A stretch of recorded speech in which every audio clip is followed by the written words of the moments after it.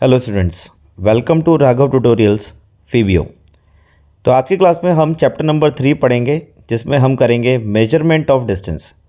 और इस चैप्टर में हम ये जानने की कोशिश करेंगे कि किस तरीके से हम डिस्टेंस को मेजर कर सकते हैं। तो चलिए शुरुआत करते हैं। देखिए, किसी भी डिस्टेंस को मेजर करने के लिए हमारे पास दो मेथड अवेलेबल हैं। एक होता है डायरेक्ट मेथड और एक होता है इनडायरेक्ट मेथड। डायरेक्ट मेथड वो होते हैं जिनके अंदर हम इजीली उन डिस्टेंसेस को एक्सेस कर सकते हैं, यानी कि वहाँ पर हम किसी वर्नियर कैलिपर या स्क्रू गॉज या मीटर स्केल की मदद से हम इजीली उस डिस्टेंस को कैलकुलेट कर सकते हैं।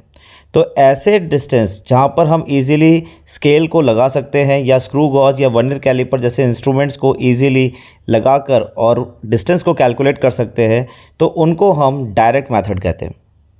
इसीलिए डायरेक्ट मेथड को आसानी से हम मेजर कर सकते हैं किसी भी इंस्ट्रूमेंट की मदद से।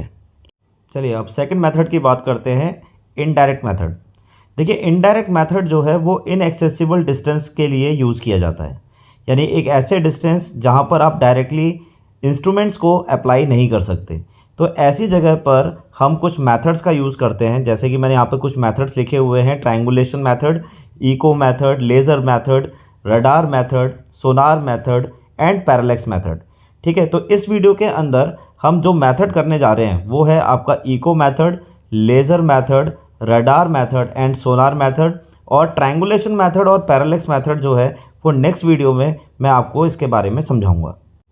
देखिए, इनएक्सेसिबल डिस्टेंस क्या होती है? इनएक्सेसिबल डिस्टेंस वो डिस्टेंस होती है जहाँ पर आप डायरेक्टली मेजर नहीं कर सकते। जैसे कि अगर मैं आपको कुछ एग्जांपल देता हूँ तो उसमें सबसे अच्छा एग्जांपल ये आता है कि मान लीजिए अगर मैं आपसे कहता हूँ कि अर्थ का सरकमफ्रेंस आप किसी टेप से नापिए या किसी स्केल से नापिए, तो क्या आप नाप सकते हैं? नहीं नाप सकते। अगर मैं आपसे ये कहता हूँ कि भाई मून और अर्थ के बीच का डिस्टेंस नापिए, तो क्या आप नाप सकते हैं? आप नहीं नाप सकते। अगर मैं आपसे सी की डेप्थ नापने के लिए कहता हूँ कि क्या आप किसी इंस्ट्रूमेंट से या किसी स्केल से आप नाप सकते हैं, तो वो भी आप नहीं नाप सकते। तो कहने का मतलब ये है कि ऐसी सिचुएशन में आपके पास सिर्फ एक ही ऑप्शन रह जाता है, दैट इज़ इनडायरेक्ट मेथड। तो इनडायरेक्ट मेथड ऐसी जगह पर हम अप्लाई करते हैं। आई होप अब आप लोगों को क्लियर हो गया होगा कि डायरेक्ट मेथड और इनडायरेक्ट मेथड में क्या डिफरेंस है। चलिए शुरुआत करते हैं इनडायरेक्ट मेथड से। सबसे पहला इनडायरेक्ट मेथड है रिफ्लेक्शन मेथड और इको मेथड। देखिए, इको क्या होता है? Echo is the phenomena of repetition of sound on reflection from obstacle.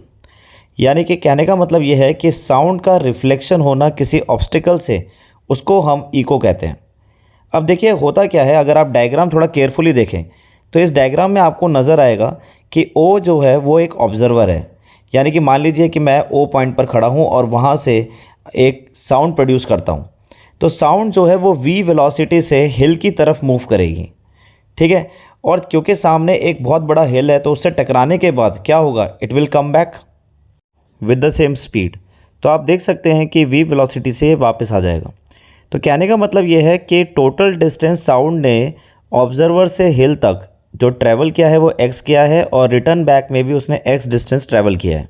तो अगर हम अपना फॉर्मूला देखते हैं डिस्टेंस का, तो distance is equals to speed into time. तो देखिए, टोटल डिस्टेंस अल्टीमेटली साउंड ने जो ट्रैवल किया है वो x प्लस एक्स हो जाएगा। स्पीड जो है वो साउंड की v है इनटू टाइम, उसको टाइम कितना लगा है आने जाने में, तो वो t हो जाएगा।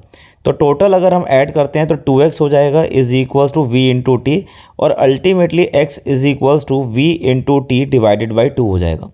तो देखिए, हमने यहाँ पर इजीली फाइंड आउट कर लिया है डिस्टेंस को। आई होप आप सभी को सारे कॉन्सेप्ट्स इजीली क्लियर हो रहे हैं। चलिए नेक्स्ट आगे बढ़ते हैं अगले मेथड की तरफ, लेज़र मेथड। देखिए, लेज़र का फुल फॉर्म होता है light amplification by stimulated emission of radiation. ठीक है, तो लेज़र का भी एक फुल फॉर्म है। तो देखिए, इसमें अगर हम बात करें तो इको मेथड और लेज़र मेथड में सिर्फ ये फ़र्क है कि लेज़र मेथड में हम लाइट का यूज़ करते हैं इंस्टेड ऑफ साउंड। ठीक है, बाकी सारी वर्किंग बिल्कुल एज इट इज़ सेम रहेगी। और यहाँ पर अगर हम देखें तो साउंड की जो स्पीड होती है तो वो होती है 330 मीटर पर सेकेंड, जबकि अगर हम स्पीड ऑफ लाइट की अगर हम बात करते हैं तो वो होता है 3 इंटू 10⁸ मीटर पर सेकेंड। ठीक है, तो ये दो डिफरेंस है जो आपको बिल्कुल नोट करके रखना है, बाकी एज इट इज़ सेम रहता है। यहाँ पर भी हम क्या करते हैं कि लेज़र की मदद से, यानी लेज़र लाइट की मदद से हम लाइट को ट्रेवल करते हैं, और जैसे ही उसके सामने कोई ऑब्स्टिकल आता है, जैसे आप देख सकते हैं डायग्राम में कि हमने यहाँ पे हिल बना रखा है, तो ऑब्स्टिकल से टकराने के बाद लाइट जो है वो वापस दोबारा से ऑब्जर्वर की तरफ बढ़ती है। So the total distance travelled once again x plus x is equals to c into T. यहाँ पर स्पीड ऑफ लाइट जो है उसको हमने c से रिप्रेजेंट किया है और time as it is t लगा उसे वापस आने में। ठीक है, तो इस तरीके से अगर हम टोटल कैलकुलेशन करें तो टोटल कैलकुलेशन हो जाएगी 2x is equals to c into T and again x is equals to c into T divided by 2। Okay, तो इस तरीके से हमने यहाँ पर भी वैल्यू बिल्कुल उसी मेथड से किया है, मेथड में कोई चेंज नहीं है। ठीक है, जैसे रिफ्लेक्शन मेथड में यूज़ किया था बिल्कुल वैसा ही लेज़र मेथड है, बस फ़र्क क्या है कि इको मेथड में साउंड का यूज़ किया है और लेज़र मेथड में हमने लाइट का यूज़ किया है। ठीक है, तो इस चीज़ को आप नोट डाउन कर लीजिए। देखिए अगला मेथड है हमारा रडार। देखिए रडार का फुल फॉर्म है रेडियो डिटेक्शन एंड रेंजिंग। ठीक है, so it is a powerful equipment which is use for detection of an object like aeroplane and measuring it's distance using radio waves. तो यहाँ पर देखिए हम ना ही यहाँ पर हम साउंड का यूज़ कर रहे हैं, ना ही हम यहाँ पर लाइट का यूज़ कर रहे हैं, यहाँ पर हम एक इलेक्ट्रोमैग्नेटिक वेव का यूज़ कर रहे हैं जिसको हम रेडियो वेव्स कहते हैं। तो रेडियो वेव्स यहाँ पर किस तरीके से काम करती है तो वो आप देख सकते हैं कि यहाँ पर मैंने एक छोटा सा रडार बनाया है। तो आप देख सकते हैं रडार के ऊपर एक सिंबल मैंने टी लगाया है, एक आर लगाया है। T means transmitter and R means receiver. तो रडार क्या करता है कि ऑल डायरेक्शन में वेव्स भेजता रहता है, यानी रेडियो वेव्स को भेजता रहता है। और अगर कोई भी एरोप्लेन, स्पाई का अगर एरोप्लेन अगर हमारे रीजन में आता है तो तुरंत उसको वो क्या करता है, ट्रेस करता है।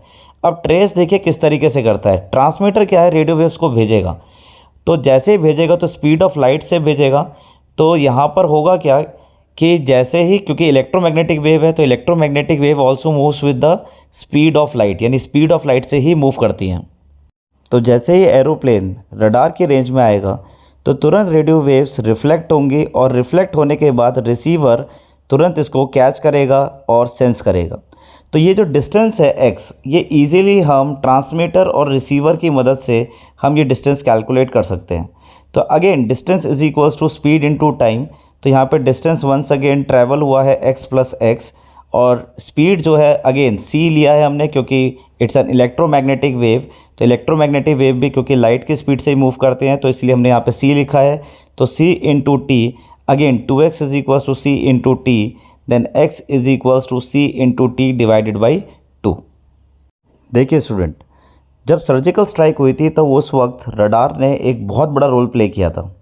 देखिए विंग कमांडर अभिनंदन को कैसे पता चला कि पाकिस्तान के 2 एयरक्राफ्ट हमारे रीजन में आ चुके हैं, तो वो पता चला था by the help of radar. Radar ने तुरंत उस स्पाई एयरक्राफ्ट को पता किया, उसके डिस्टेंस को पता किया और तुरंत हमारे जितने भी पायलट्स थे उनके पास वो डिस्टेंस उसको पहुंचाया और उन्होंने तुरंत इसके ऊपर फिर कार्रवाई करी। तो देखिए रडार कितना ज़्यादा इम्पॉर्टेंट हो जाता है जब हम किसी इंटरनेशनल बॉर्डर्स को जब हम सेव करते हैं तो वहाँ पर रडार भी एक बहुत बड़ा रोल प्ले करते हैं। ठीक है, चलिए आगे बढ़ते हैं। नेक्स्ट आ जाता है हमारा सोनार। देखिए सोनार आप ऑलरेडी 9th क्लास में पढ़ चुके हैं, इसमें मुझे कुछ ज़्यादा बताने की ज़रूरत नहीं होनी चाहिए, फिर भी मैं आपको बता देता हूँ। देखिए सोनार का फुल फॉर्म होता है साउंड नेविगेशन एंड रेंजिंग। ठीक है, यहाँ पर जो वेव्स हम यूज़ करते हैं वो होती हैं हमारी अल्ट्रासोनिक वेव्स। और अल्ट्रासोनिक वेव्स कौन सी होती हैं, जो 20 किलोहर्ट्ज़ से ऊपर की होती हैं। ठीक है, तो अल्ट्रासोनिक वेव्स यहाँ पर हम यूज़ करते हैं और जनरली हम किस चीज़ में यूज़ करते हैं, जैसे शिप्स में अगर हम देखें तो शिप्स क्या करते हैं कि डेप्थ ऑफ सी अगर हमें पता करना है या ग्लेशियर के बारे में पता करना है तो वहाँ पर हम सोनार मेथड का यूज़ करते हैं। ठीक है, तो होता क्या है कि यहाँ पर शिप होता है, जैसे आप डायग्राम में देख सकते हैं, तो शिप के अंदर एक ट्रांसमीटर लगा रहता है, एक रिसीवर लगा रहता है। तो देखिए यहाँ भी बिल्कुल वैसा ही है, ट्रांसमीटर और एक रिसीवर यहाँ भी है। तो ट्रांसमीटर अल्ट्रासोनिक वेव्स को नीचे भेजता है डेप्थ में और जैसे ही वहाँ से रिफ्लेक्ट बैक होकर वापस आती हैं ये अल्ट्रासोनिक वेव्स, तो रिसीवर इसको कैच करता है और वो डिस्टेंस को कैलकुलेट करता है। तो अगेन अगर हम ऐसा मान लेते हैं कि x जो है वो डेप्थ है, तो यहाँ पर हम ईज़िली टोटल डिस्टेंस अगर हम कवर कहते हैं कि अल्ट्रासोनिक वेव ने कितनी डिस्टेंस कवर करी है, तो वो हो जाएगी हमारी x plus x is equals to और v velocity of ultrasonic wave and t is the total time जो उसने वापस आने में लिया है। So 2x is equals to v into T हो जाएगा और x is equals to v into T divided by 2। ठीक है, आई होप अब आपको क्लियर होगा कि किस तरीके से हम इको मेथड का यूज़ कर सकते हैं डिस्टेंस को कैलकुलेट करने के लिए, किस तरीके से हम लेज़र मेथड का यूज़ कर सकते हैं, किस तरीके से हम रडार मेथड का यूज़ कर सकते हैं और कहाँ पर हम सोनार मेथड का यूज़ करते हैं। आई होप ये सारी चीज़ें आपको अब क्लियर होती जा रही होंगी। देखिए, इसके अलावा मैं आपको थोड़ा सा और आपकी जानकारी के लिए बता दूं कि फ़िशेज़ को 20 हर्ट्ज़ से नीचे की जो फ्रीक्वेंसीज़ होती हैं वो ईज़िली सुनाई देती हैं, और ह्यूमन बींग्स की अगर हम बात करते हैं तो ऑडिबल रेंज जो है वो 20 हर्ट्ज़ से लेकर 20 किलो हर्ट्ज़ होता है, यानी जहाँ पर हमें सुनाई देता है। और 20 किलो हर्ट्ज़ से ऊपर जो कि अल्ट्रासोनिक है, तो बैट्स जो हैं वो इस फ्रीक्वेंसी की जो वेव्स होती हैं वो निकालते हैं। ठीक है, तो ये एक आपके लिए जनरल नॉलेज है जो आपको पता होना चाहिए। ठीक है, वैसे तो ये देखा जाए तो 9th क्लास का पार्ट है, बट फिर भी मेरे को लगता है कि ये आपको पता होना चाहिए, इसलिए मैं ये एक बार दोबारा से शेयर कर रहा हूँ। ठीक है, तो एक बार इसको सारा का सारा नोट डाउन कर लीजिए अच्छी तरीके से, एक बार दोबारा से रिपीट कर लीजिए। अगर कोई दिक्कत आती है तो आप मेरे को क्या नाम है बता सकते हैं। ठीक है, चलिए, थैंक यू सो मच।